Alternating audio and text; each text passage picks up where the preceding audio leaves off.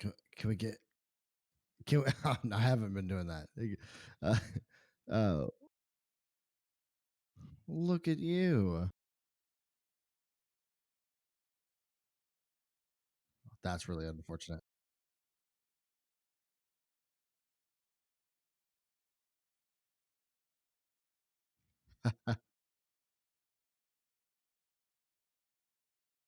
Jeez, that's I feel that. You're good to go.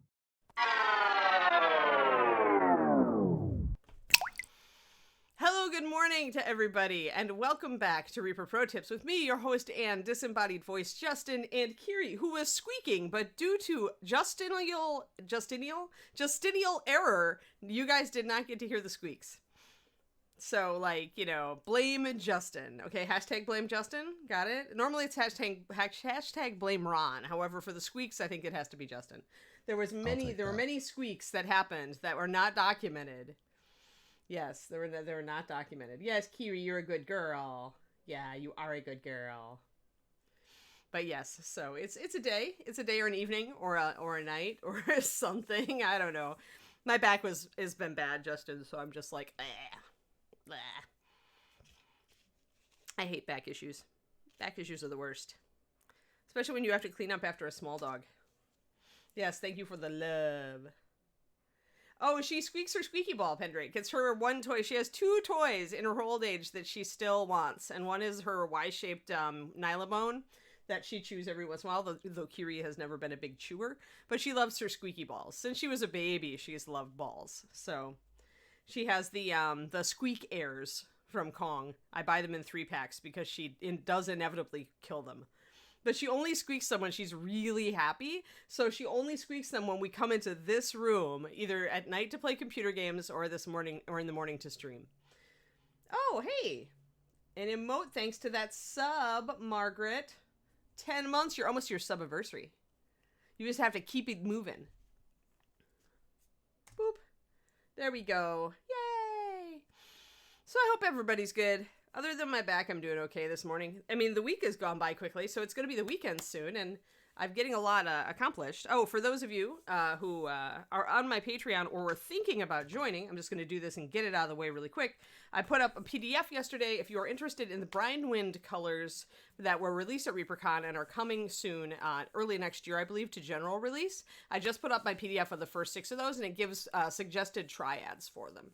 So a lot of the descriptions are going to go to Ron, but you guys get like the suggested triads part. That's all for you guys for Patreon. So that's patreon.com/paintingbig. So just, it's exciting. I know a lot of you really like those colors and we're wondering what to use them for and what to match with them, what to use for highlights and shadows. So there you go. And that's what we're going to be doing. And we'll do the other 6 in January for the Patreon. So good morning, good morning, good morning to everybody who is saying good morning. And I got to grab, you know what I have to grab? My sticky note of notes. Because the statue also had a sticky note of notes. Because I'm using such weird colors on these things lately. Like, by weird, I mean colors I don't usually use. Okay, so let's go to my thingy. Who's it? There it is. Morning, Francis. Good to see you. All right, so there we are. So, I would never have remembered that I used Wolf Gray. I would have assumed that I used, like, a Stone Gray Triad or something. So, it's a good thing I left room for this. And also, what we were doing for the skin. Now, actually, I need to look at a skin reference photo real quick. I have come to believe that the most difficult skin to do has got to be the one that you guys have asked me for, which is a light brown skin. Like, not, and I think I need, well, actually, that's a pretty good, but I think I need a shade. I pulled up, what I did is I pulled up some Maori photos because I know you guys also wanted me to make this guy. Hold on. Get back to my thing. Where's my thing? There's my thing. So for the D&D game, you also wanted me to, he's a Southern Islander, so we're going to paint him as a Maori. So I've been looking up skin tones, and that's actually a light brown skin tone. But it's really difficult to do a light brown skin tone because what I'm seeing is that the highlights really are a bit of tanned skin almost, like they almost go up to that. And the shadows are really hard to hit. There's this weird kind of transition from a warm brown shadow to a lighter skin. So I'm gonna have to try to figure out what I am doing here. I feel like this is a good mid-tone, but I feel like I need to take it down more and then up more toward, like, almost toward tan skin. Tan skin is almost what I'm seeing in the highlights. I probably need to mix in a little bit of my ruddy flesh and leather brown. So this is what you do if you're really trying to get a skin tone that reads as a good, like, lively, real skin tone. Do get reference photos. Do look for somebody who has the skin tone you want to copy. It's going to inform your process, and it's going to look a lot more lifelike at the end. So I think I've got my reference photo that I want. Oh no, I lost chat though. There you are, chat. Yay! Yeah, Shadow Raven, because of Twitch, it is a bikini statue. I actually took off the bits with a knife and put a bikini on it with paint. Although we're gonna paint over a lot of the bikini and just leave an outline here. I need to add more stone. So let's grab our stone colors. We need our wolf gray, which of course is a lovely brownish gray, great for wolves, but also for statues. Who knew? And I resorted my paint drawer of favorites yesterday, and I included things like Osirian. I included a bunch of Pathfinder colors and a few of the new Brinewind colors. Let's see. That's Desert Stone. We do not need that one. Where is my bleached linen? Curses. Because, bleached linen is like a necessary part of this balanced paint drawer, and I am not seeing it right now. Grr! I know it's here somewhere. I'm just not seeing it. There it is, I think. Nope, that's Desert Sand. Curses! Foiled again. Alright, I'm just going to be foiled here. So if I have to get a different color because I lost my bleached linen, I'm going to be kind of disgruntled here. And that's a canceled color. That needs to come out of my drawer completely. Well, sorry. Hey, how are all of you guys? How do you organize your paint collection? Because I failed. Seriously, where did I put my bleached linen? I'm so sad. It was here just a moment ago. I swear. Oh well. Am I going to have to use like a different color just because I think I will. I might have to use Osirian sand or something with white. It's a good thing I know how to mix things. Yeah, I'm not seeing it. Dang. What have I done to myself? Here I thought it was all, it's hiding from me totally. Hey, MCC, 11 months, almost a celebration. Yeah, well, okay, so here's the problem, Hendrik, it's like, brown skin tones are like, almost, they're difficult to paint. They're just really difficult to paint. I mean, everybody agrees with that. That's why we're so glad that, the skin tone triads, I still can't believe I lost that somewhere. This is the problem with me reorganizing my paint last night and grabbing some and putting some away, feeling all accomplished, and then going, oh well. So what we're going to do instead is we're going to use Osirian sand and white, which is going to get us something really close. Close enough, really. See, it's a good thing I dug out the Osirian sand and put it into the drawer.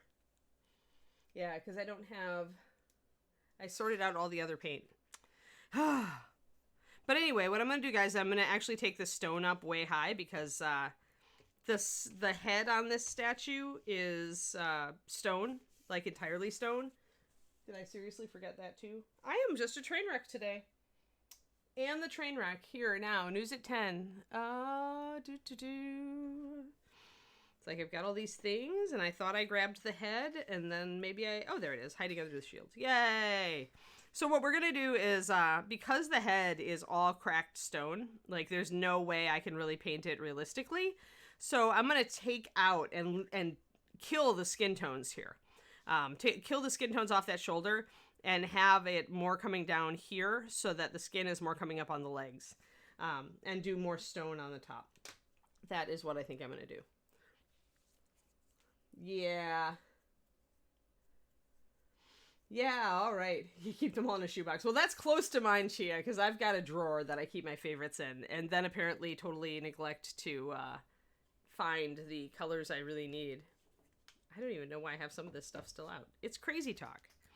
Now is about the time that I'm going to put this, glue this head onto this model, though. Yes, Dogfather. Ooh, Subiversary. So we had a 10-month and 11-month, and now we have Dogfather for the Subiversary. Awesome. So I'm just using super glue with this. Zap-A-Gap and Loctite are my favorite brands. If I just want a regular gap filler, then I'm going to reach for the Zap-A-Gap. If I want something more fluid, essentially. If I want something goopier and gel, then I use the Loctite Ultra Gel.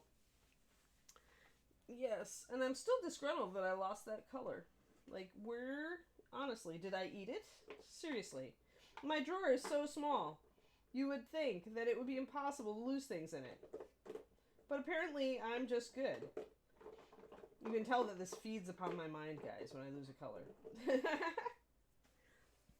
Oh well, we're just going to progress. So let's get some Wolf Gray mixed up. And I did make a note. I didn't make a note on my marble, which means that essentially I was just using the two and kind of swirling them together. I do want more marble here, though. I think I want a great deal more marble to convey the result. Because I realized that if I'm going to go marbly, I need more area to really show the marble and sell it to the viewer. So you've got to figure that out. I make paints and I lose them. Yes, it's very talented of me to lose all my paint. Not. Seriously, I'm totally gonna ransack my desk after this to try to find that dang bleached linen, because I use it all the time. It has to be a color that I use all the time, right? So what I'm gonna do is I'm actually gonna go and mix. I think I want to kind of tune this. The problem I'm running into is that the Wolf Gray is really, like, I feel like I need it to be just a little bit darker to get more contrast. Oh, sorry. Just making... You have no order. Minis in the closet and colors here and there, David? Yeah. I just have certain colors I always use, and so I like to have them around. I think I'm maybe going to put in a little bit of brown liner. I don't know. I should probably go more of a bluish color if I do it. The problem here is that I'm just kind of like disgruntled at this right now. Oh, maybe I'll use Stone Gray. That's a good idea. Stone Gray is a natural shadow for Wolf Gray. They're very compatible because the stone colors they have different pigments in them, but with using Stone Gray as a shadow for Wolf is not a bad call. So I'm going to put 1 drop of Stone Gray. So I'm actually going to change my formula here because I'm not satisfied right now with the similarities and differences ratio between here. It's not quite what I'm looking for. And it could be because it's so monochrome, because it's rock. So maybe I just need to introduce a little bit more fun stuff into there. Did I kill my pen? Yeah. Wolf Gray plus Stone Gray. 4-1. So always keep a note when you have changed your formulas. Yeah, I cleaned and organized and can't find anything. That is entirely... I am that meme today. I exemplify. So yeah, we are going to change both of our colors then. So I looked up some things on the skin tones, and once I've got this stone reblocked, then we will try to get that skin going on. Right now the skin is bothering me because it's not reading particularly like skin. It's really warm, and it needs to be taken down a peg.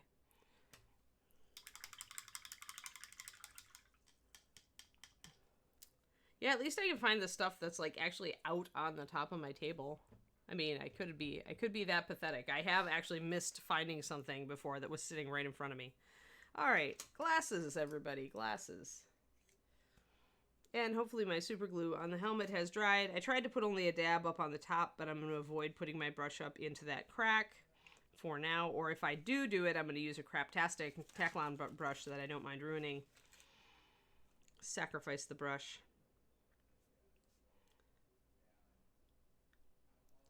Yeah, that's a little bit more gray. I think my problem with the first gray was that it was just a little bit too close to the bones color. This one still is, but it's different enough and brown enough that it looks a little different. And probably if I was a smart Anne, I could have started out painting the entire thing stone and then just figuring out what areas I wanted the skin color on, but let's live dangerously. I'm going to get my big flat, actually, to base coat this. I like my big flat brush for base coating bones because you can just kind of jam it into cracks and crevices without worrying about it.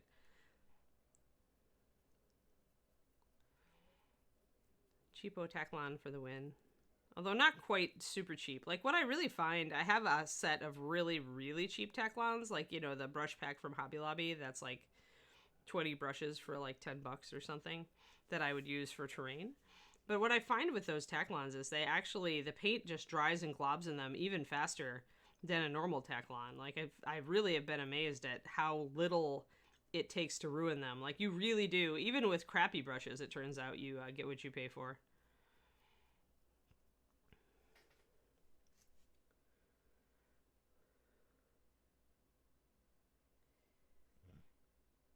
Yeah, Chia. Yep, I've done that. Or close enough, right?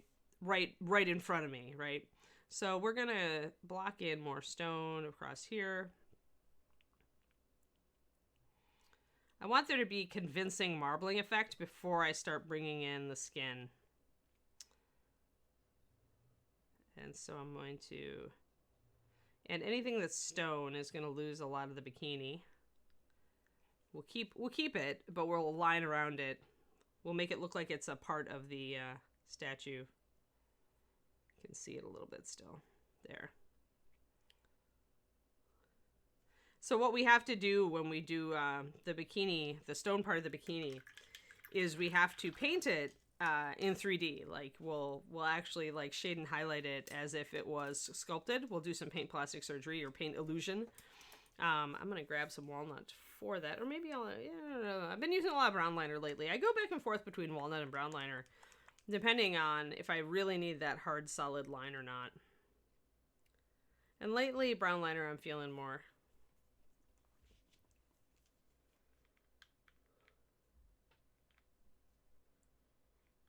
Oh yeah.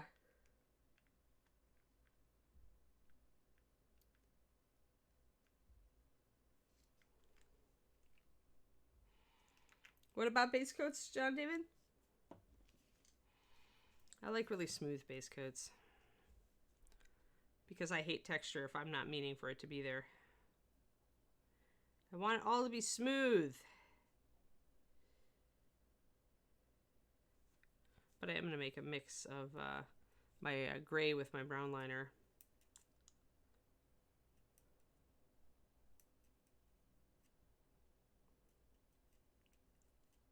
There.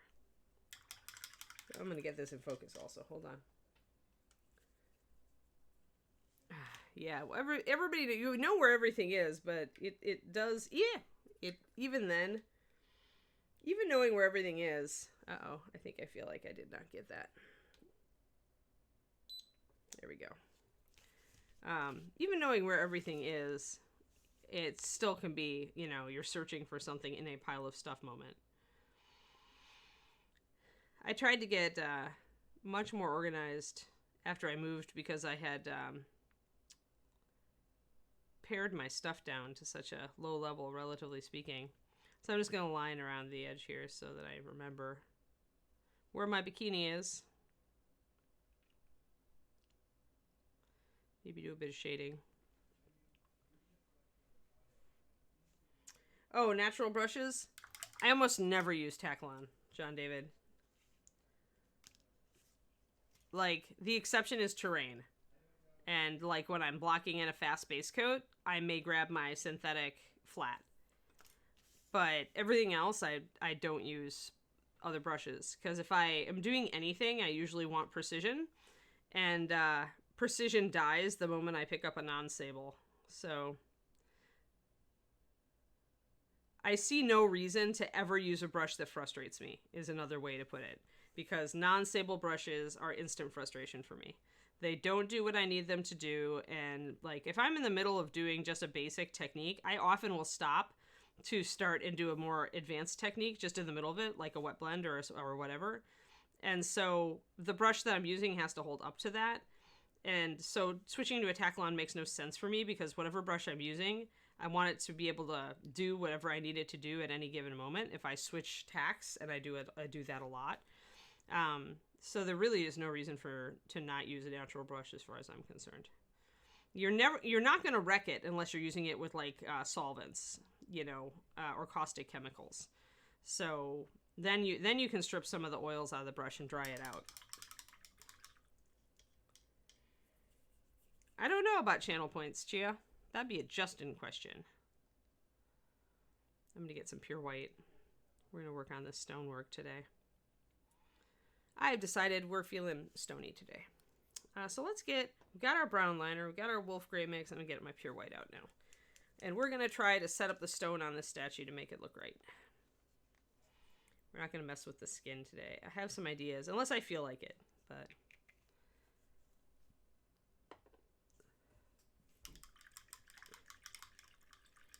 Oh, highlight, unlock emotes. Yeah, I mean, you can highlight stuff. Yeah, right, exactly. Okay, so Chibi helped you. Chibi helped you, Chia. You can highlight and unlock emotes, just standard stuff. There's nothing special on our channel, I don't think, for it. But again, that would be... No, not channel points, because most of our stuff is like classes and stuff. So even if I put quirky stuff into our channel points and you're not really looking at those quirks, you'll look at highlighted messages, but you're not really using it for what our channel doesn't quite operate like other Twitch channels do, unfortunately. It's not quite the same thing. How do regular streamers use them? Well, they'll do quirky stuff like if someone spends 100,000 channel points, they can interact with other people in the chat, like eject them or time them out, weird. things like that. Or they'll do things where the streamer then immediately switches to like a different paint color or something, right? Oh, right. There's quirky stuff like that, but I will say that what we're doing is a hydrate is another one, right? Like that's a thing, but like we also don't stream for long periods. Like we're an outlier. But because of that, what we're doing is we're actually putting in a robust channel point system that I am personally, it's on our project list. It's right now between RVE and other stuff we're doing. What we're trying to do is put in a system that actually integrates with our website, where essentially, and just kind of as a teaser here for everyone, the overall like projection or dream, or as Ed puts it, Disneyland for the idea is to be able to like redeem enough like specialty points where basically you might even get a discount on your order. Right? Yeah, that would be ideal. Things like that. So it would encourage you to watch. So here's the thing. The current channel points that you have wouldn't transfer to the new system. This current system we could put in some quirky stuff, but it's ultimately gonna... It's based on Twitch. It's not integrated with Reaper's website, and we would never integrate anything on Twitch with Reaper's website. So that's the way I'm hearing it. Is that correct, Justin? Right, correct. Right. We would. The it points would be on here, yeah. It would be an overlay that we use that integrates with our website. But $50K for a free mini, we give out free minis all the time, so that's not really... Yeah, that wouldn't be anything special. Yeah. 10K for a class request. I mean, we take those kind of with hands. Like we have that kind of stuff built in. We don't particularly have it in channel points because we either have it in one form or fashion, or it doesn't really fit the content we're putting out.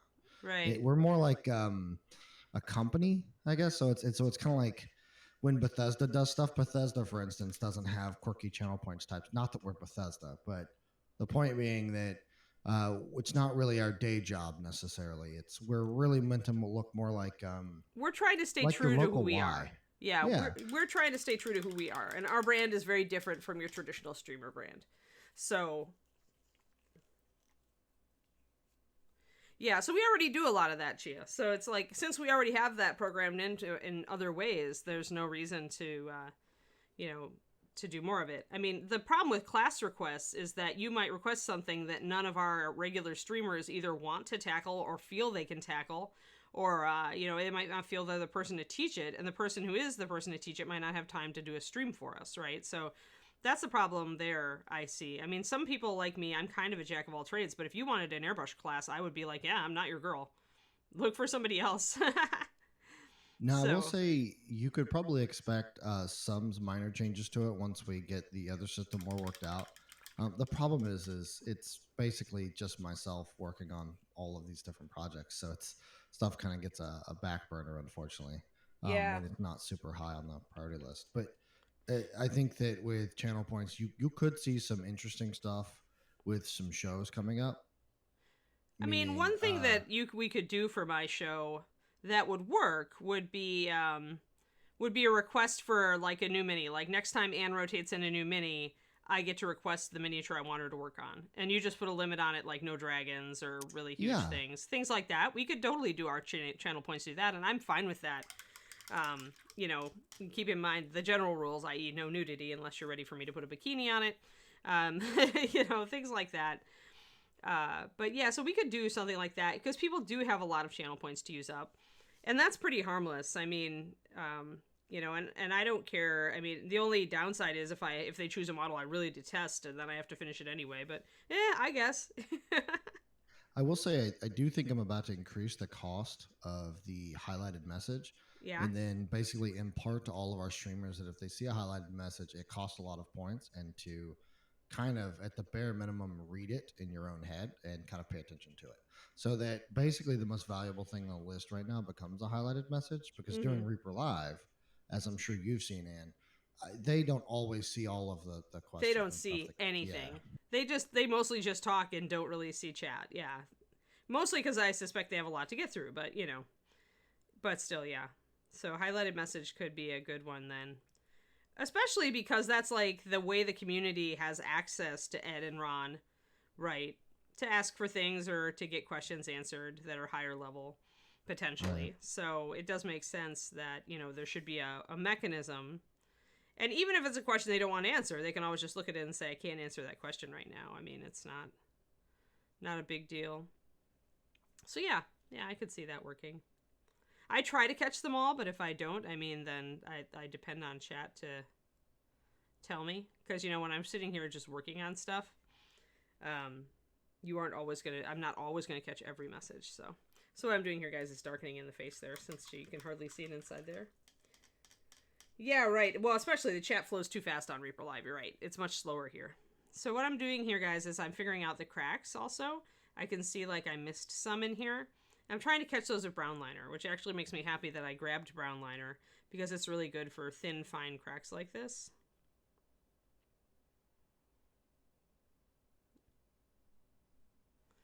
My paint is a little wet, so I'm not getting them too close.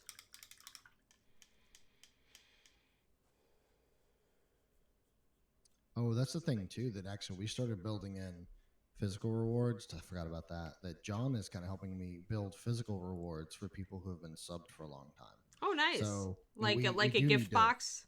Correct. Well, that, and like, I think at a year, John and I talked about if you have the 12-month consecutive badge, you'll end up with a commemorative coin that John casts and literally polishes himself. Oh, nice. And I believe it'll have your username. Nice. So I would see more tangible rewards for watching regularly than, you know, like I said, channel point stuff. I think when we start to have streamers that might take up whole days, like when we start to stream for more than at most 2 hours in a block, I would expect to see more channel point stuff. I would say, like the built-in stuff, the fun stuff. Yeah, when we've got hardcore, heavy duty streamers. Although who knows when that will happen, right? Unless you've already got a lined up person, although, you know. That's kind of the big question, isn't it? Yeah, I mean, because unlike, video games also take a lot of concentration and stuff, but art is a little different, I find. You know, I can sit and play WoW for 2 hours, and, you know, maybe if I keep decent posture, my back will just ache a little bit. But doing the mini painting really does put a toll on your body. I mean, with posture, and also, you know, just tires you out. Like, you'd have to take a significant break. I don't know. I mean, I suppose there are bound to be Iron Man people out there who can sit and paint. I mean, but when I used to do freelance, was painting actually full time, or now I'm doing a lot of writing for the Patreon and video and stuff. But it was like, I had to work up to doing like 8-hour days, and really it was more like 3 hours break, 3 hours, right? It wasn't really an 8 hours a day of painting. You just wrecked yourself. So yeah, I don't know. It'd be difficult. I mean, I'm sure there are Iron Men and women out there who could do it. But I find it kind of exhausting to go for long periods. Alright, so I'm just blocking these in, guys. And they don't look like super awesome cracks yet, because we're just essentially bringing in... I'm just trying to get them with the brown liner so that we can see them, so I don't forget them. And I'm trying not to use a wash for this. There is a lot of crumblies over here, though. If I used a wash for it, it would take everything down really low. And because a lot of this detail is pretty shallow, I might not catch it anyway. But you could use a wash for doing this. You could absolutely, especially because I'm starting with such a light gray, it would dirty everything down. But it would work, hypothetically. Maybe we'll try a wash on the other side and see. And technically, this is a plume. That's another plume. Got some more stone. This is funny because it's a combination of like actual sculpted, hair and stone texture. You kind of have to like figure out where it looks like hair and where it looks like stone.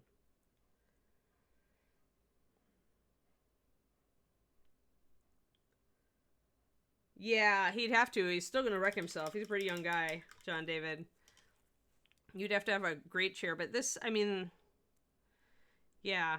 It's rare, though, when you can find somebody who can do that. But it has to be somebody who really has the energy for streaming and has the energy to go, for a long time like that in the chair. I am not. My back would not hold up to that.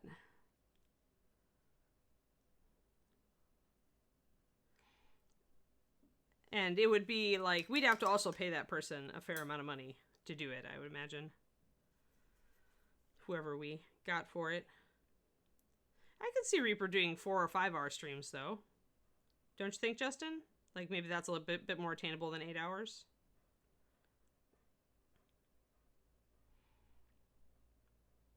Justin has gone silent on us. Oh, sorry about that. I stepped away for half a second. I heard my name. What's up? Oh, I was just saying that maybe finding somebody to stream for, because Luca, of course, is an anomaly, streaming his 12-hour days. Well, I think that if we do end up having someone who streams for a very long time on our channel, I don't know when and where that'll be slotted in, because right now the actual trajectory of the channel, the vision per Ed, has kind of always been this more like a TV station kind of thing. Yeah. Where he wants to have 24 different people basically all day or around the clock doing shows, and obviously in different time zones and stuff. Mm-hmm. So having long streams, I don't know that that's really in the vision for the channel right now. Yeah. I'm not saying it's not possible, but and that's another thing that makes kind of use of channel points a little funky, because when you have 12 different streamers, you can't put specific things in them, right? And everyone has to agree to stuff like paints with a different color, or paints at X or Y, or any sort of interaction. Right. If not all the streamers agree, someone could waste their channel points, and then the streamer goes, well, I'm not doing that. So, it can get kind of funky that way too. So that's why we are looking to, our channel point system is going to be a proprietary system that we use separate from the Twitch one. And we're going to try to integrate it with the website, where it's more like, I think a good comparison for you older Reaper fans, like the people who've been fans for a very long time, to see stuff like the swag points, like the old school swag points. Imagine something kind of like that, but integrated with our Twitch. Yeah, John David, wouldn't be. There's really no reason to get Luca for a long stream, because if you want to see Luca on a long stream, you just go to his channel, right? So, like, yeah, we know he could do it, but he does it all the time on his channel, and he prefers, no doubt, to do it on his channel, because that's his moneymaker, right? Like, he's depending on that for income. So, it seems to me, it's never seemed to me like, if you're going to get somebody who's a guest like that, it doesn't make sense to me to duplicate exactly what they do on their own channel. Like, I don't know, maybe I'm wrong on that, but it seems weird to me. I do agree that if someone is already streaming on Twitch, it's unlikely that they're going to want to commit, a very long stream to someone else's channel where they don't get all those subs and everything, right? Right.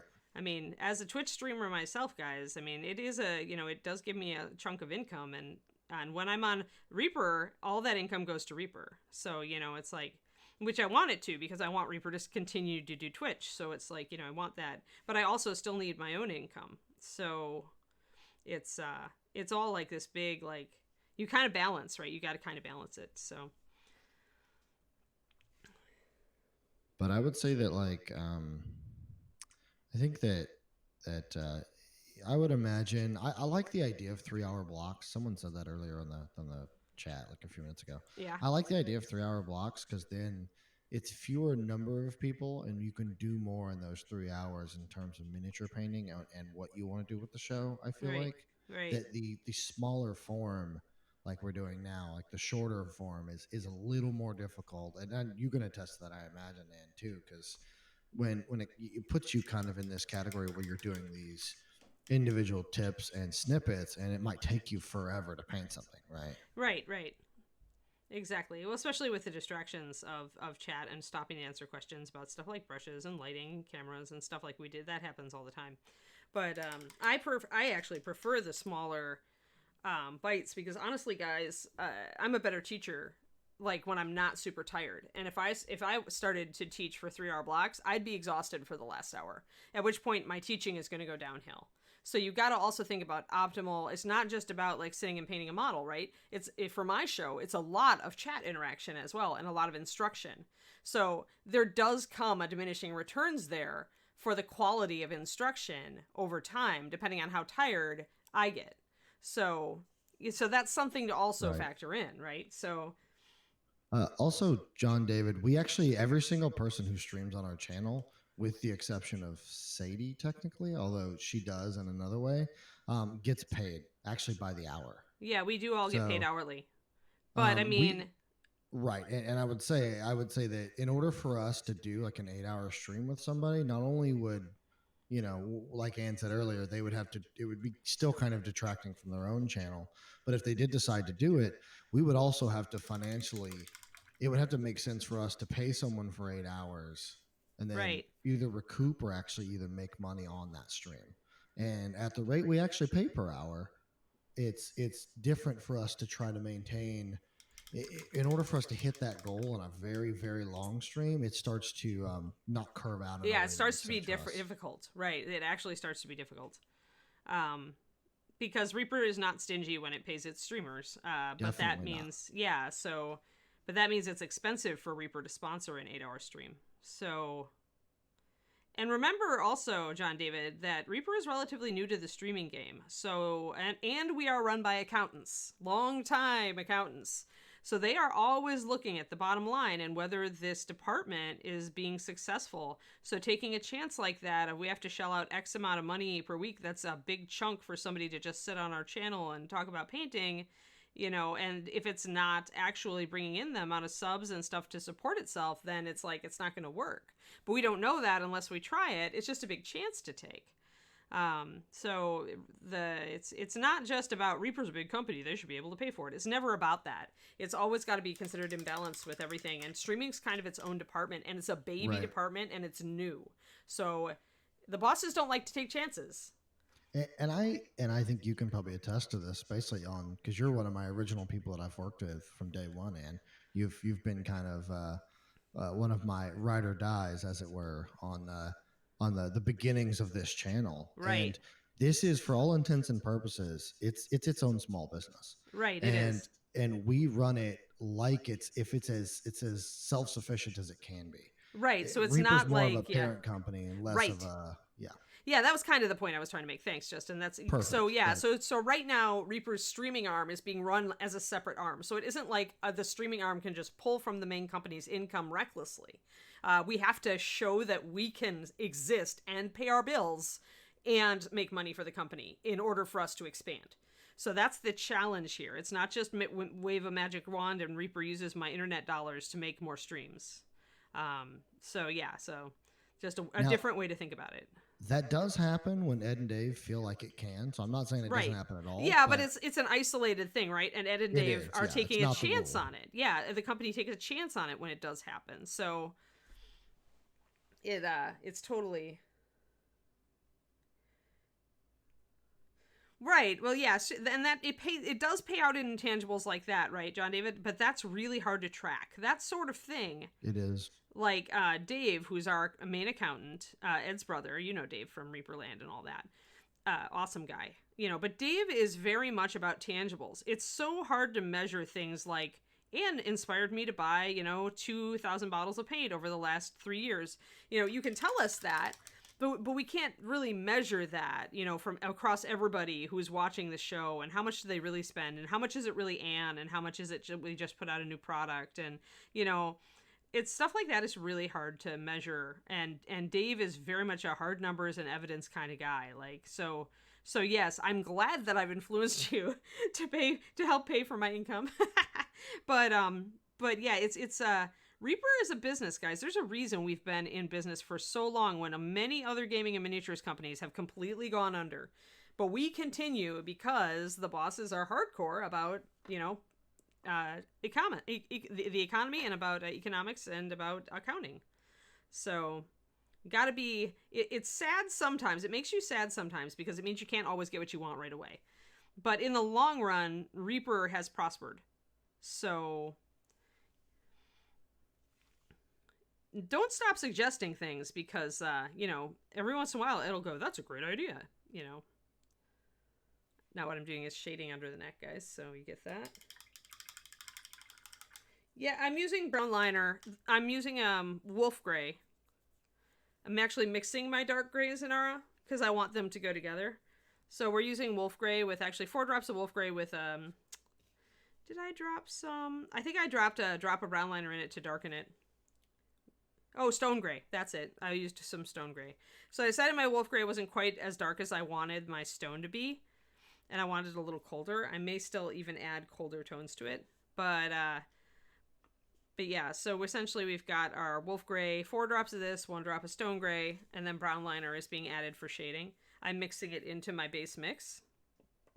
When I go to build a highlight, I use that base mix again, and I'll add white to it. In fact, I should probably do that because I'm going to start highlighting to get some pattern stuff on this. So 1 drop of stone gray, 4 drops of wolf gray, and then a couple drops of white. Haha, yes.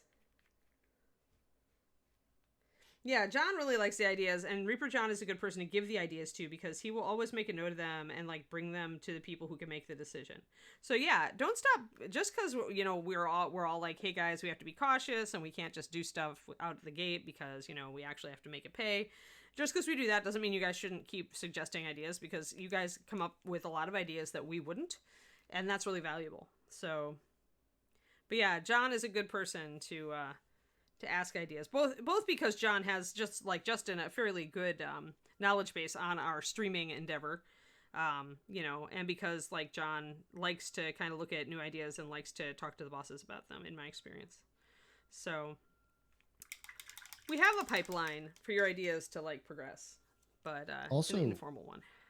In terms of tracking the actual, because I do think like John David had talked about, and someone said they buy the liners because of painting platinum.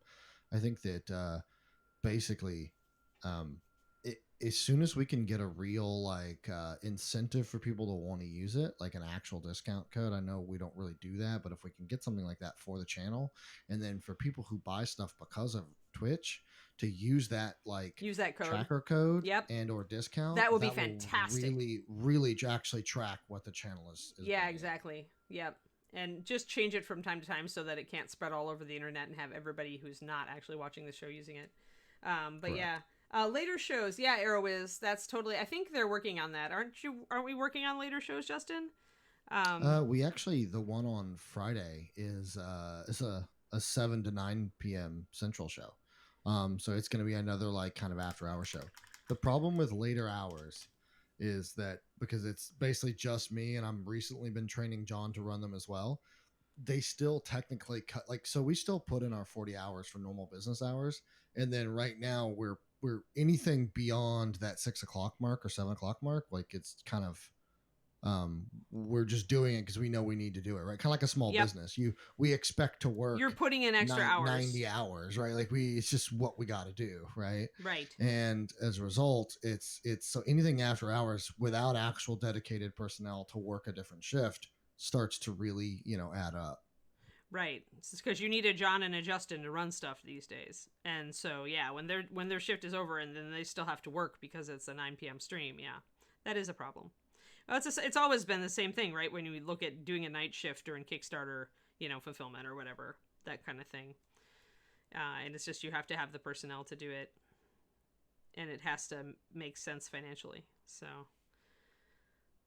Once a week's not bad, but Justin having to work 12-hour days, 5 days a week, not so good. Not so good. Grumpy Justin, I think.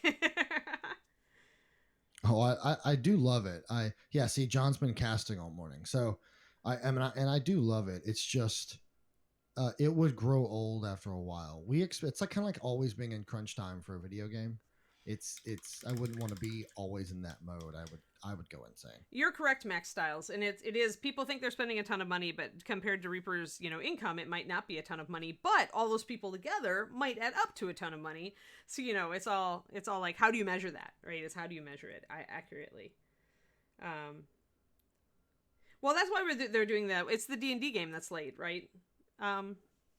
Justin, is that the one that's later at night? Yeah, so the Reaper errand is every other week on Fridays from 6 p.m. to 9 p.m. 9 p.m. 9 p.m. usually is the latest. Usually they end about 8:30. It depends on where Frank writes the story to. Right. So it's kind of dependent on that. Yeah, totally. So we do have one day a week that we do, or one day. Is it one day every week or 2 days every 2 weeks? It's every other Friday. Okay, that's what I So, thought. for example, we won't have another Reaper errant as of actually, now that I think about it, we might not have another Reaper live tonight for like 2 more weeks. I'm not entirely certain. Yeah, because the holidays fall on Thursday, right? Yeah. Correct. Yeah. So I'm not entirely certain we're even going to have one the week after Christmas. I got to talk to them tonight, but right. Maybe we might do like a light one that's like remote or something. But in terms of Reaper errant, though, yeah, you won't see Reaper errant for 3 more weeks probably. Okay. Yeah, John David, the problem is, all of that, like we were just saying, is Reaper runs in lots of different departments that even sometimes equate to almost micro companies under Reaper. So when you want to reach outside of our streaming environment and work it into a Kickstarter giveaway, you're crossing the streams. There's no good way to do that. That's where you run into just logistics. I don't even know how we would do that. Like, I'm not up on the latest Reaper infrastructure because obviously I moved, 6, 7, 8 months ago. But I know that's the kind of thing where or if it was suggested, Ed would just say there's no good way to cross those streams, right? And track it and keep it accountable. Unless you just produce a model that you only do for, as a stream giveaway, but then Ed hates to do that stuff. He always would rather make everything available to everybody. Absolutely. And that's kind of Reaper's philosophy. It's why we don't do a lot of that keeping special stuff special. With, like, even if it's special when it first comes out, it tends to get available to everybody after that, like the ReaperCon colors, the Brinewind colors that are coming out. And some people don't like that. Some people prefer their special stuff to stay special, but other people are like, well, I didn't get the special stuff at the right time, so I hate the fact that I can't get it. So it's kind of two different mindsets there. But Ed is not in favor of creating a rarity market. How about that? Ed is always in favor of giving the people what they want, because in his mind, that makes the company more profitable. And it also means customer goodwill, which also makes the company more profitable and makes it more fans, so there's always more than one way to look at it. Yeah, the only thing I would see with that, John David, technically we can generate a code now that we could link to it. Yeah. But if I put that in the bottom of the stream and there's no incentive for you to add that extra step to your process other than just asking you guys, hey, please do this. But I mean, at the end of the day, it's still kind of about convenience. And if you have to copy that code and then apply it over, that's still an extra step with no gain. So right. I can't imagine a majority of people would really want to add that step to it. Yeah, we have to make it super easy. So super easy, fast, and integrated. Yeah, the more reason why Reapers, better than Games Workshop. And I mean, the old Dragons Don't Share, you mean, Inara? There's a difference between a scarcity market and a model that just was a brutal model to cast and wrecked molds. So some of the old big models that people really liked that aren't available anymore and just won't be available anymore is just that. It's just like for Dragons Don't Share, we went back and made the new one, right? Which is, in my opinion, extremely superior. And, it's not a huge chunk of metal that wrecked molds. So So there's always more than one reason. When you see things go out of print, it's for a practical reason. Like the paints that just went out of print because they just didn't sell, and we have a limited amount of space for paint. Like we're really running out of room. We've been running out of room ever since I worked for Reaper, practically. So things like that are a liability to create, that cost a lot to create, and, you know, we can replace with something arguably better, then you're just not going to see the old one come back. There's no incentive for it. There's a disincentive for it.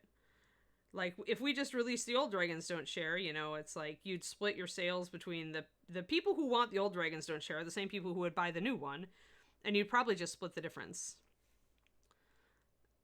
So it's like, I don't know. Ed knows this industry. I trust Ed.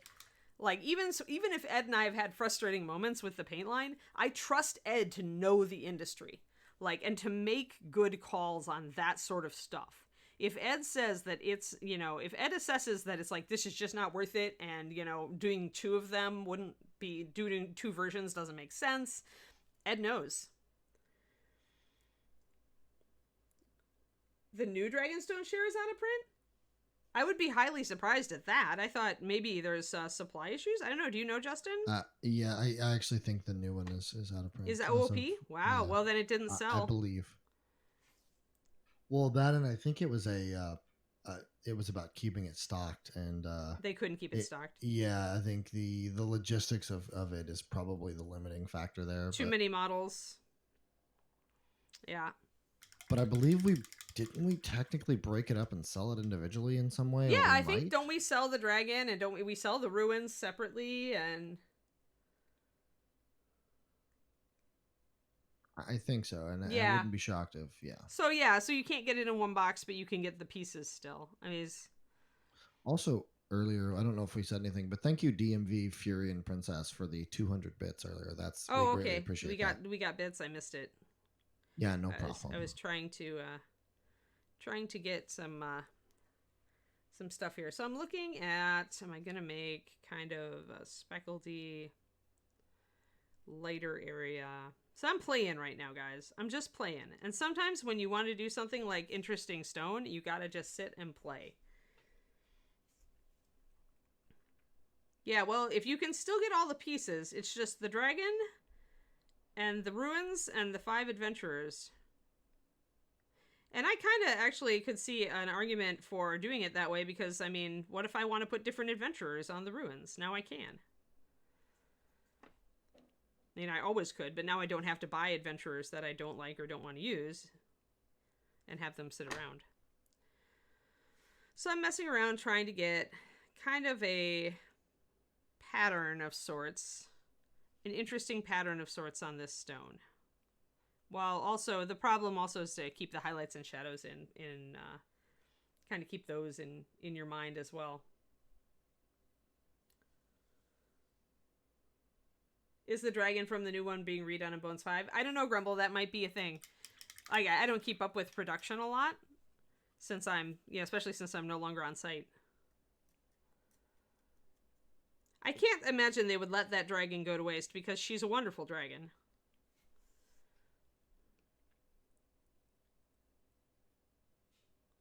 Gonna bring in some shadows here. So we're getting more of the stone feel now. And I'm working it all out up here, so I kind of can work out my pattern and my colors and everything. Then once I have all this figured out for the stone here, I can carry it down into the area below. And I like to just kind of make patches of lighter and darker. When you've got a stone surface like this that's kind of smooth, putting yourself in and doing some lighter and darker patches just randomly to fill space can be nice, because then you can utilize that texture. Like, maybe I did a lot of the cracks that were just sculpted on here, but you can also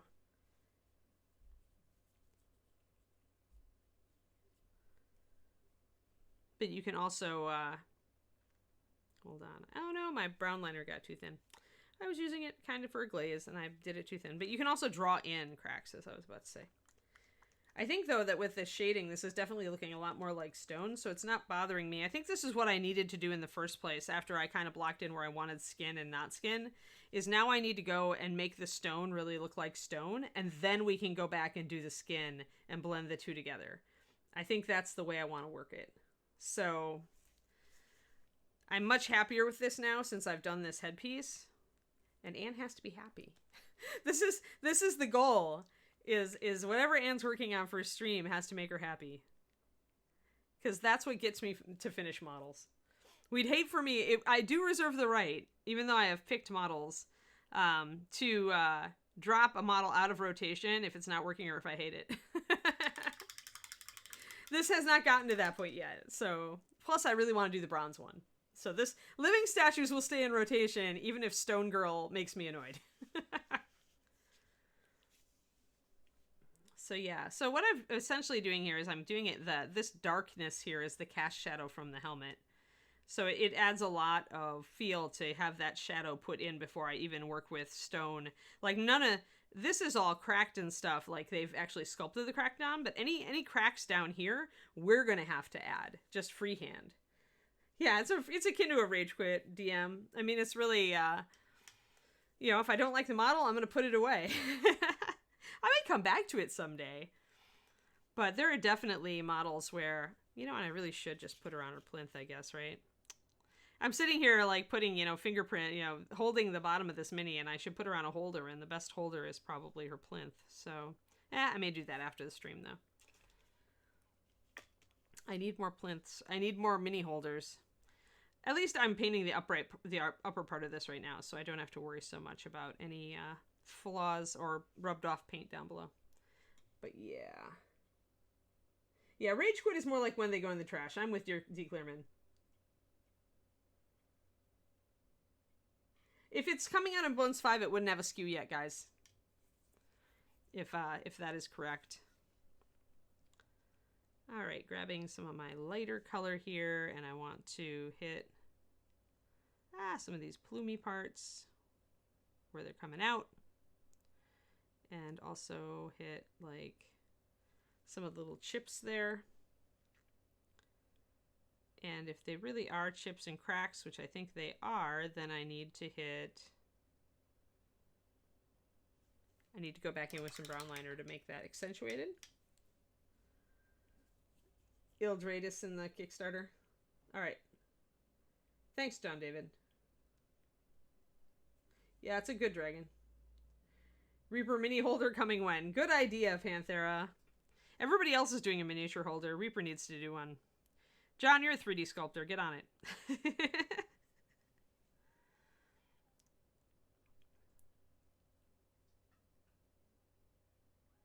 I think it should be like the Atlas pose, but it's Sophie. It's, you know. That would be awesome. Sophie holding up your mini. Like the globe. That would be fantastic. That's a great idea, Justin. All right, just shading a little bit extra under there. Anywhere we want to have like a real deep cut, we want to put a really dark shadow on, guys. So like that's why I'm doing the brown liner so dark back here. It also adds a lot of dimensionality. See where I'm putting in the brown liner, how it makes everything stick out a lot more, and adds some dramatic shadow to it. Okay, the runes are in the Shadows of Ravenholm encounter.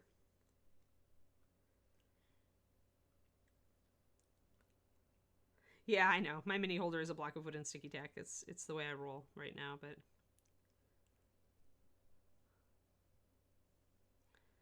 let's see here. I do want a little bit more contrast here around this little rim, so I'm going to add just a little bit of shadow. I don't want a real harsh line because this is all stone. That's one thing, guys. When you're trying to make something look like it's all one piece of something, watch how dark your shadows actually go. And I may need to glaze this in the end to bring it all together, because if you do really dark lining to separate parts of this model, it's going to start looking like it's different pieces. And with a statue where it's all one material, one sculpt, you really want to bring it together. So very much at the end of this, if I decide that I've gone too dark with a lot of these shadows and it no longer looks like integrated, then I'm going to put probably a wash of like my wolf gray and stone gray mix over the whole thing, or a glaze, to pull those shadows back up, pull the highlights back down, and pull it together. And this is just something that happens with statues when you're trying to get all this crack work and texture work in, is that you can go a little too far and you can really lose the feel of the whole thing being one chunk of stone. So now we need to get in here with some highlights on these plumy things. I have to AFK for a few minutes in. All right, run away, run away. Brave Sir Justin bravely runs away.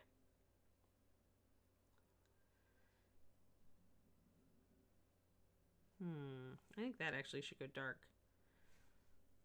I do like painting rocks. Like, if I just stop and think of this model as painting a rock, then I'm, like, super happy. It's the statue.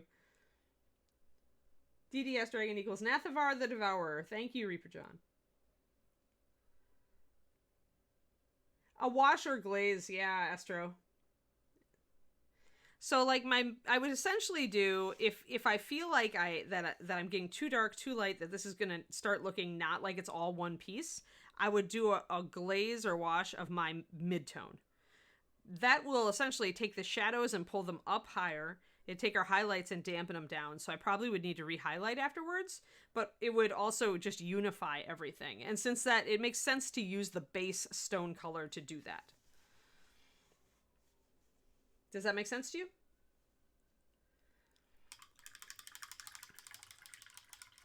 Yeah, no problem.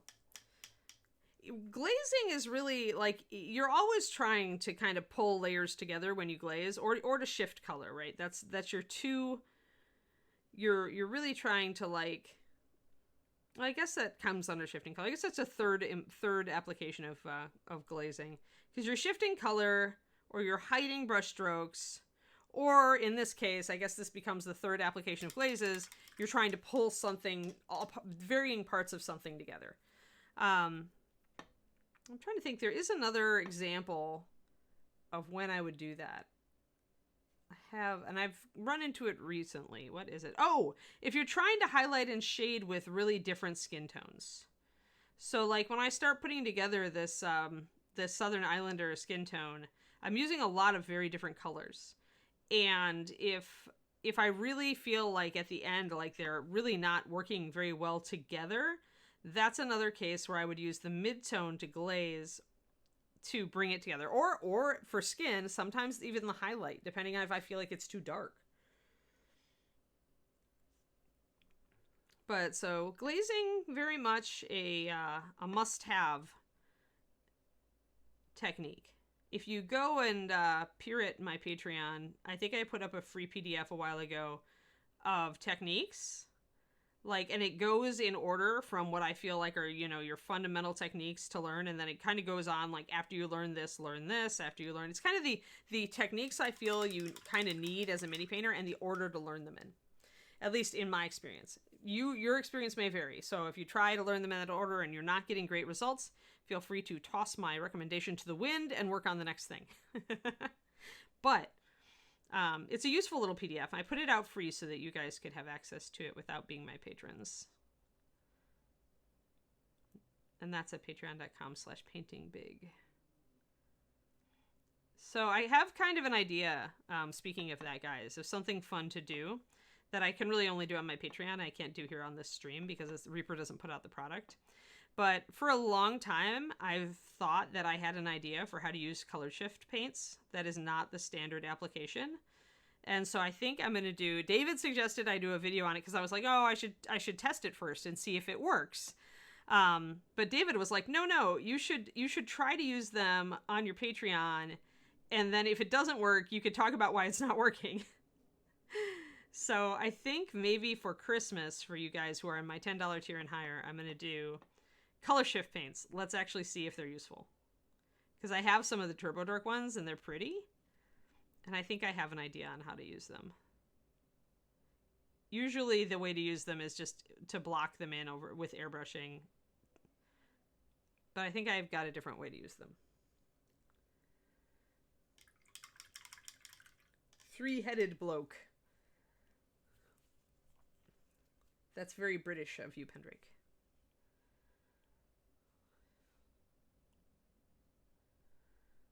Bloke is the kind of word I would only accidentally use after reading too many British mystery novels, which I do read a lot of.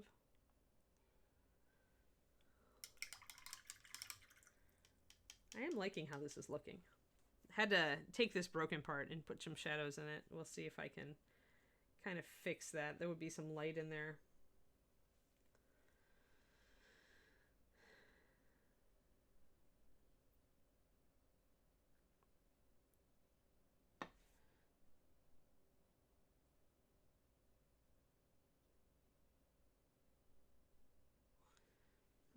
Yeah, that's a little better.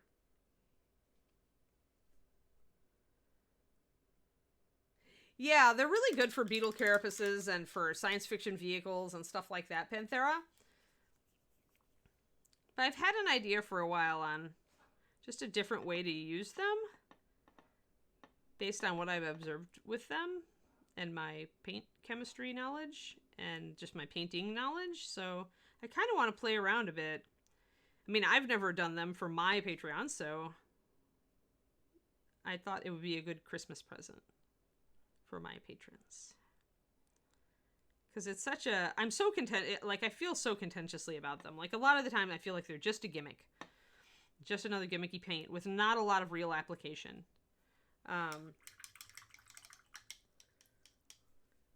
But I could be wrong.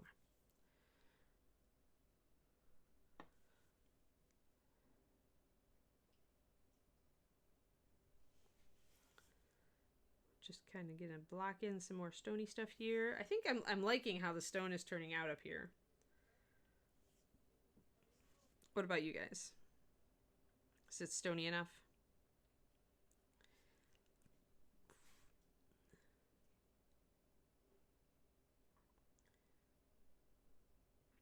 Gotta remember to highlight everything that would be toward the light.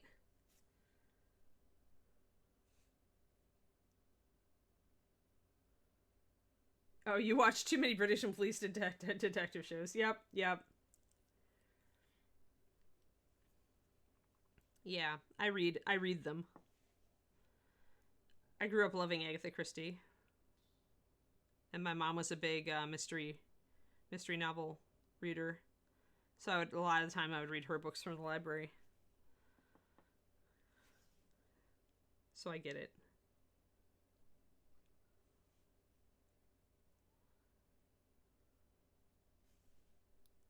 All right, that's coming along. Yeah, it's really hard to photo. I mean, and that's gonna see, like, that's the problem, right? That's one of the reasons I feel like it's a gimmick.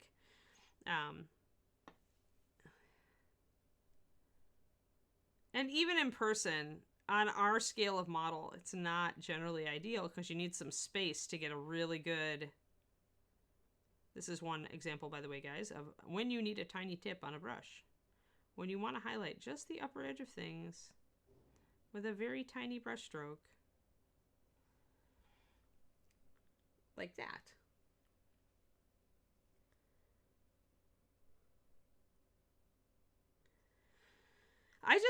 Part of me is like, sometimes I look at a product and I'm like, okay, that is a total fad and I don't see a use for it that really is useful. But I want to give Color Shift a chance because they're pretty, right? So I would like to try. I've got a bust and she's fancy and she could totally use a color shifted shirt. You guys have actually seen me show you this bust before. Hold on. This lady. She's from Nocturna. Oh no, her eyebrow chipped. Or I got a little smudge of paint on it. But yes, so I want to give her a shirt that's all shimmery. So I thought I will try to use the color shift. And to see. Oh, I bet Man from U.N.C.L.E. is really dated. I remember that show from when I was a kid.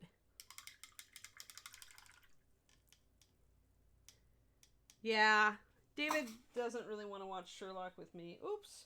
Pardon me, I dropped my brush.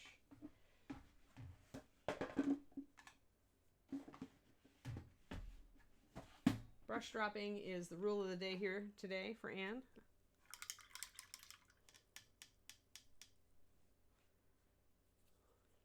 Yeah, I think they're more applicable for sci-fi myself, Paul. Part of me just wants to find a tricky way to use them that's interesting and effective, like shaded metallics, except with color shift. Like, there's got to be an interesting way to use them.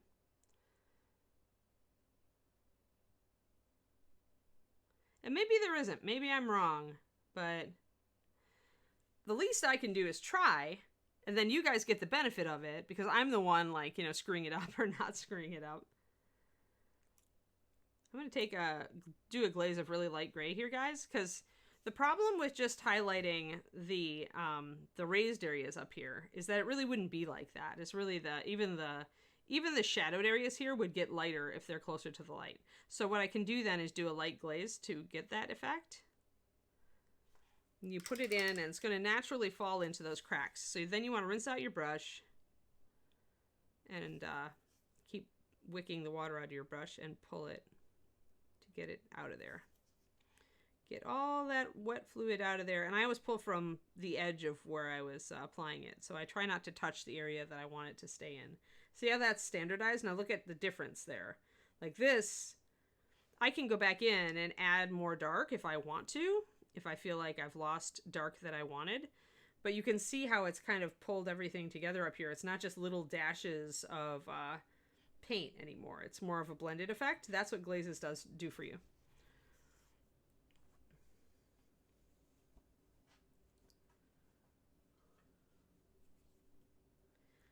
Yeah, if I want to watch Sherlock, I'll have to do it by myself. David's not as into Sherlock Holmes as I am.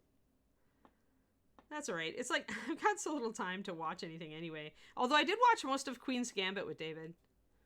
He was watching that recently. I can see why that show is very popular, or that series was very popular.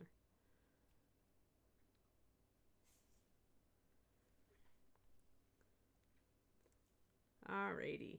So yeah, so there you see, and then I came back in and I added the highlights back in, but you can see how much more blended this is as opposed to more like just kind of laid on highlight over, dark over here.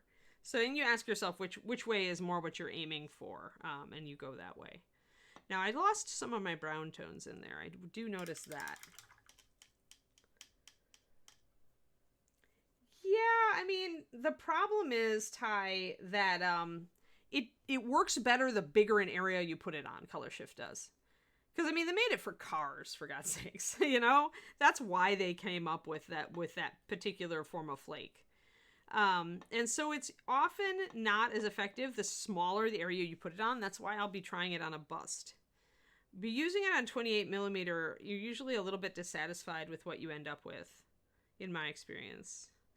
Unless it's like I said, like if you play Warhammer Age of Sigmar and you look at the Sylvaneth, Clean Alariel on that giant beetle, like that giant rhino beetle, that would be a great place to use color shift on that beetle because it's so big. It's a big flat area, and then it's got all the segmented legs and stuff. So it would be a really good place to apply. But I'd like to see, I don't know, I just want to put it through its paces and see if I can get it to, 1, look good on camera, 2, look good in person and not look like a total cop-out. Because that's the problem with color shift, is like, I look at it and I'm just like, there's got to be a better way to use this. There's got to be a higher ceiling for this. Maybe it's just me. With my competitive, like, I just look at mediums and new things, and sometimes I'm just like, there's got to be a way to use this that nobody has thought of yet, and if I can find it, then I will be the first. And I love that. I love that. I love finding things that people haven't figured out yet.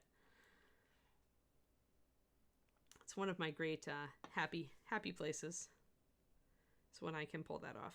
All right, let's see here. I need a little bit of a glaze over here still. I need to bring my highlights up here. This is an example about how you can spend way too much time painting rocks. Because they're fun. Rocks are fun.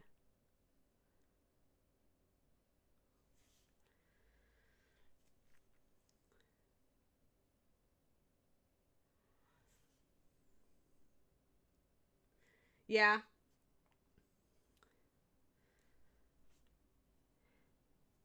Yeah, I mean, there's no doubt that they can be used. It's just like, part of me has just like I don't know. There's a different way to use them. I know there's a different way to use them.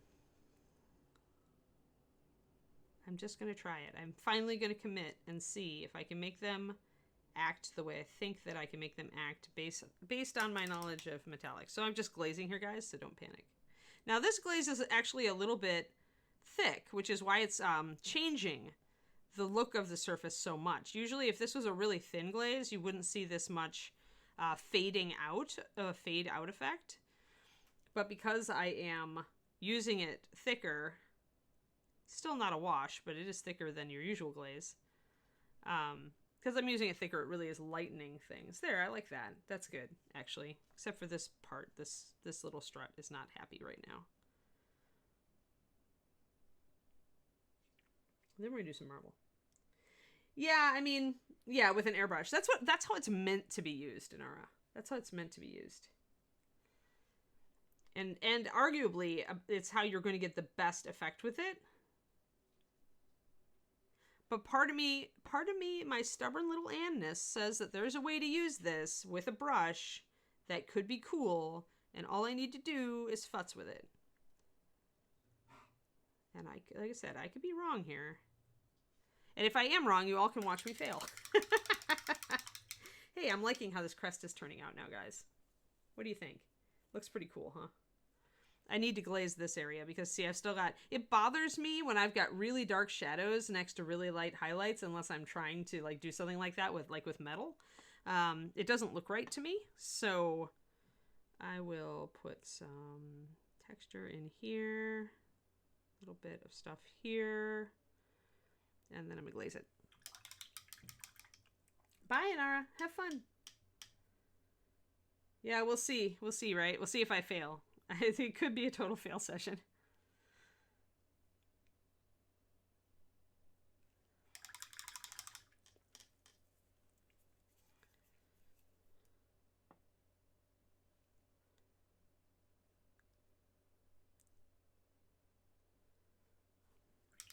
Adding my light glaze there. Once again, I'm going to come back from the edges and wick that out. I don't want it to pool. I don't want it to stay. I just want it to add a little bit of a lighter to bring up some of this really dark stuff. So it's less dramatic. And I did thin my glaze a little bit, so it's not quite as strong as it was when I was putting it on top. It's almost 11. Well, at least I've gotten this lady looking pretty stony. That's good. That was my worry, is that she was not going to look stony enough. Gotta have the stone parts look really stone before you start adding the skin, or it isn't going to really, you're not going to really see the difference, right? You can't have the stone be too smooth. It's really got to have a lot of texture and stuff in it. And then when you go in and you put the skin in and it is really smooth and lifelike, that's when you get that nice contrast between the statue and it's turning into a living person. Or a living monster at any rate. Monsters are people too, darn it.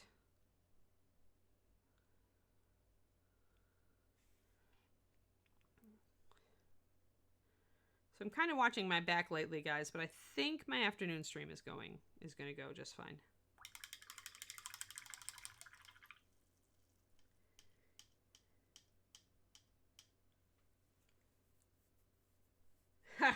Suru, you would laugh. You will laugh. It's my mascot, Shannon. Reaper Brian's wife gave this to me. If you look up at my thing, it's Princess Unikitty. It's a shifty glass. So there she's happy, and then she becomes Angry Kitty. So this is my water cup, guys. This is Anne's water cup, and you can see how big it is. It's probably it's about a 12-ounce cup, I want to say. But yeah, it's a holographic Unikitty cup. That's how much of a geek nerd, silly person I am. Because Lego Movie rules. And Unikitty is my like heart animal. I love Princess Unikitty. Yes, but that's about a 12-ounce glass. In my experience, is about right. Anything bigger, you got too much. Anything smaller, it's not enough. Yeah, and the old glass I used to use was also a 12-ounce. It was skinnier and a little bit taller, but it was still about that. yeah, I love Unikitty.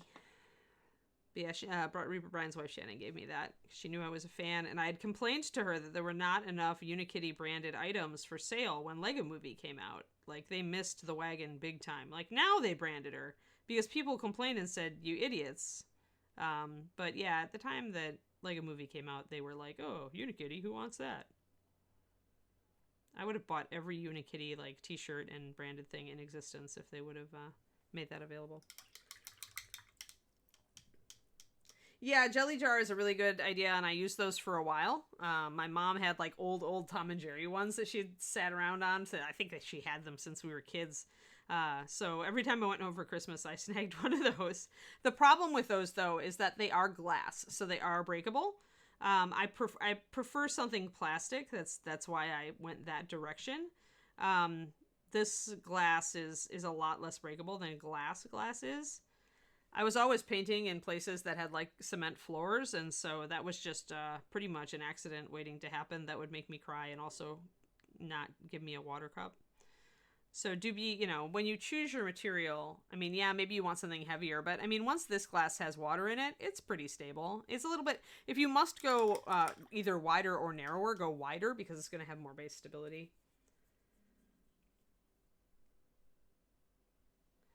Yeah, mine, I keep mine about a foot away from the mini I'm painting, so there's not, splash doesn't hit my miniature pretty much. I'm not even familiar with the paint puck ones. I know there are a lot of specialty rinse jars. They have been since I was like little and doing art, you know, canvas art. I always found that I just never used them for the purpose that I just don't like really big paint water jars because I rinse mine a lot. And it's like, if it's big, I just feel like it's taking up too much room or I have to reach too. Yeah, I don't know. Don't like really huge ones. I want something smaller. There's really no reason to have a really huge one, I guess. I don't know. Yeah, I never bought that declarement. I don't know if they really help clean the brush. I find that just swishing my brush in the water cleans my brush plenty well. So you're talking to somebody who like, I would never buy that product because I don't feel like I need it. Oh yeah. For bigger brushes, I could see it because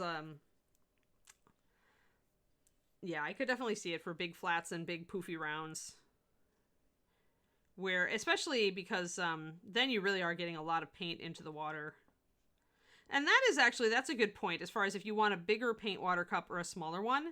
If you put a lot of paint on your brush and you always have a lot of paint on your brush, unlike me, you know, right? I load it up and I have a tiny bit of paint on my brush. But if you do use a lot of paint on your brush, you probably do want a bigger water cup, right? Because you're going to be putting a bigger load of paint in there every time you rinse. So you're going to want more water. Whereas with me, I can paint for 2 hours easy without feeling like I need to change my paint water because I use so little paint on my brush that I'm just not putting a lot of paint in there. Yeah, some people like that metal coil one. I just never got into it, Suru.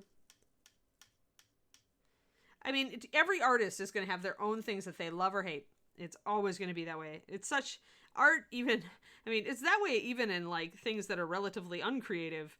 But then you get in, you throw creativity and art into it, and then it gets even more so where some people have a thing they love and other people absolutely hate it and would never use it. And some people are just ambivalent and go, I never needed it. Alrighty.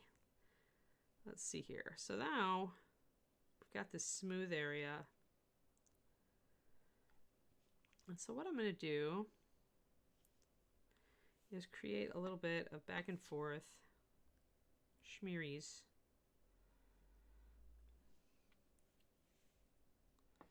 And I think I also want, so I've done just some little splotches and stuff here on the upper part of her chest and shoulder.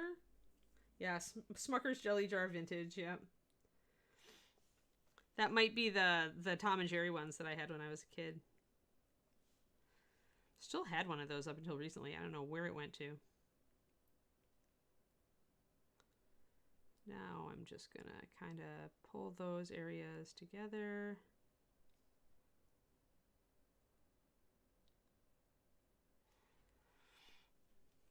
And so kind of creating a randomized pattern on the shoulder there.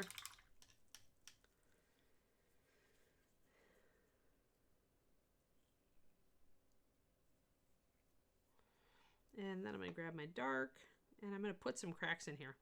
Because there's so many cracks up here. You just feel like there are going to be more cracks down here. Everything is sculpted so smoothly down here, though. So I'm going to start just painting in some cracks. And I want to do it here at the beginning, because then if I screw it up or I don't like it, I've got my base coat still. I haven't done a lot of work on this, so it's not a big deal. I can paint over it really, really easily.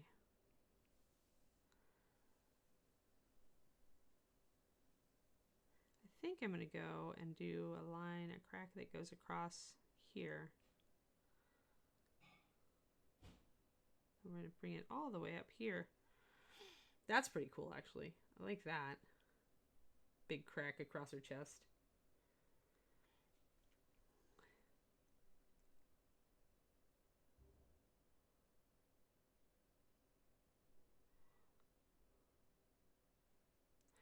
Little bits. That's pretty cool. All right, I think I'm going to go with that. And I'm going to have some more cracks over here.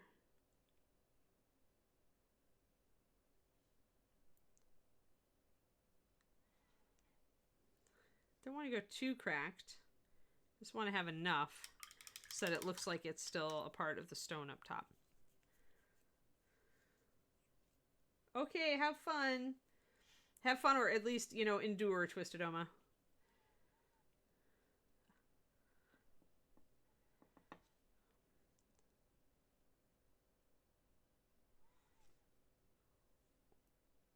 That's way too light.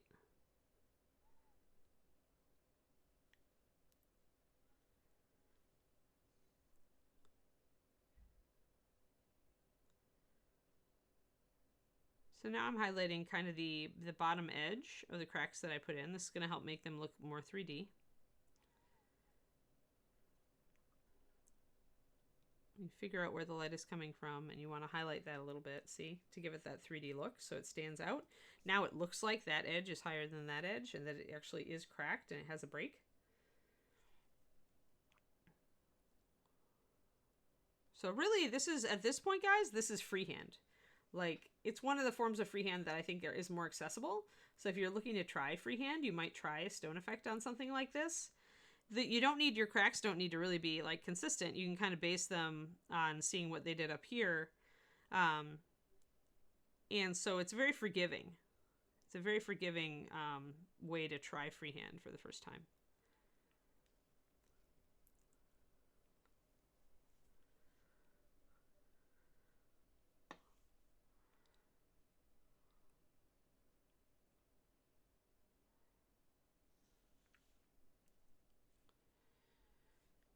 And I'm going back and forth between my like highlight colors and my mid-tone colors for the most part here. I'm going to pop in a little bit of shadow color under the neck because I really only got it on this side and I want it to be all the way over here too.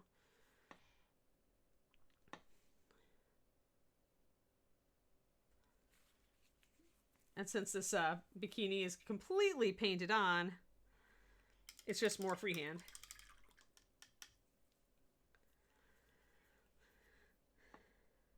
But here now I can work in the bikini like I did, you know, the details here.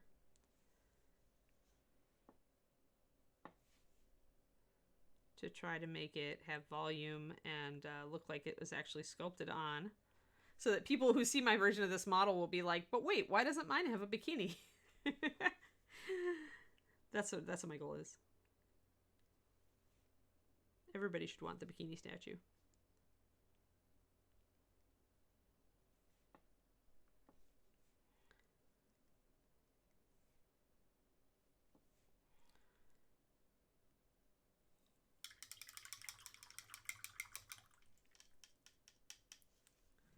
Alrighty, well, we're about 6 after, so it's we started a little bit late, so we could probably start looking to see who's out there to raid, Justin or John, whoever is with us right now. Yeah, let's go and find a raid here. Thanks everybody for coming on over. Is Reaper Live? Reaper Live is on tonight, though, right, Justin? Yes, it is. And actually, I think there's kind of a special. We're gonna raid Skydaddy, but I think we're gonna raid Skydaddy because she's playing Phasmophobia, the ghost game, and Oh, she does not like horror games, to my knowledge. So oh, this so this is this will be worth a few minutes of a watch. I think it'll be hilarious, guys. okay, yeah, I hate scary games too. I can't handle it. Anyway, guys, just to recap for Mr. Collins and everybody, we painted stone today.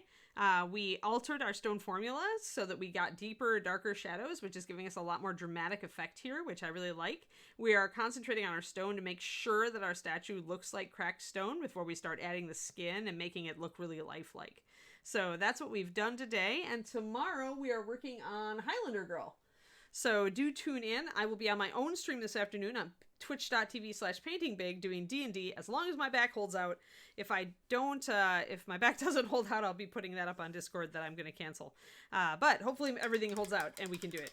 Thank you for tuning in, and do tune in for our other programming, which Justin will talk to you about in just a second. And go say hi to Sky Daddy. I got to take Kiri out. Thank you guys very much. Say hi to Sky for us. She's a friend of the channel. We'll probably have some collabs with her coming up that should be fun. Um, but yeah, say hi to her for us. Check out Reaper Live tonight and tomorrow. Of course, we have the premiere of Aaron's House of Vex, which will be 7 o'clock Central. But before that, you even have Reaperland and you have the Bones 5 Live update, I believe. I don't think that's been canceled to any reason. So I assume we're still doing the Bones 5 Live update. But and then you have Painting Platinum later today too at 3 o'clock. So thank you guys very much. There's tons of content, tons of programming. Just come check us out. Give us a follow. Toss your prime sub. Do what you want to do, but hang out with us. Thanks, guys.